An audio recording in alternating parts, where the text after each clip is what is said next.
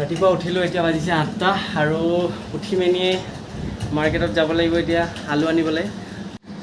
বজাৰখন ওচৰতে থকাৰ কাৰণে বহুত সুবিধা হয়। বজাৰখনলৈ যাওঁতে বেছি টাইম নালাগে, মানে বিল্ডিঙৰ পৰা ওলায়ে মানে ফ্ৰণ্টতে যিখন বজাৰ বহে আমাৰ বিৰুবাৰী বজাৰ, আৰু সেই দাদা আছে আমাৰ, দাদাকেইজনে ভালকৈ চিনি পাই দিয়ে মোক, একদম আলু ভাইয়া, আলু নিব আহি গ'ল।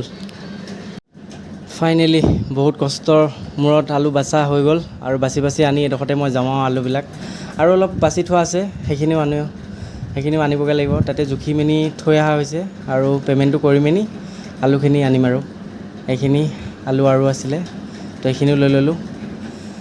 ভাগৰ লাগি যায়, বহুত ভাগৰ লাগে, মানে এটা এটা আলু বাচি মেলি আকৌ আনি মেলি আকৌ বিল্ডিঙৰ ওপৰলৈ নি আকৌ তাত ধুবগৈ লাগিব। এইকেইদিন মা অহাৰ কাৰণে বহুত সুবিধা হৈছে।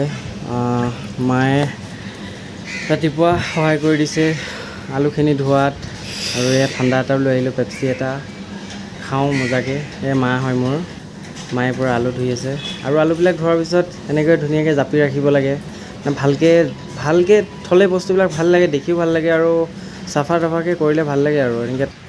আৰু আমাৰ মনীষা ব্যস্ত পাকঘৰৰ ৰন্ধা বঢ়া কৰাত, তাই মাছ ফ্ৰাই কৰি আছে।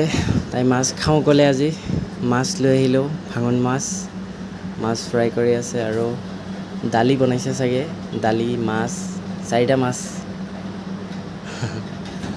তো আজিৰ ভিডিঅ'টো ইমানতে সামৰণি মাৰিলোঁ। আপোনালোকৰ মাজৰে বহুতে কৈ আছিলে আমাক ইউটিউব চেনেল এটা খুলিবৰ কাৰণে, তো চেষ্টা কৰিছোঁ ভিডিঅ'বোৰ দিবৰ কাৰণে। তো কিবা ভুল হ'বও পাৰে, বেয়া চেয়া নাপাব আপোনালোকে। এনেকৈ যাতে আগলৈ আমাক মৰম আৰু ছাপোৰ্ট কৰি যায়, মৰম আৰু ছাপোৰ্ট সদায় কৰি যাব আপোনালোকে, যাতে আমি আৰু আগুৱাই যাব পাৰোঁ, আমি দুয়ো একেলগে আগুৱাই যাব পাৰোঁ।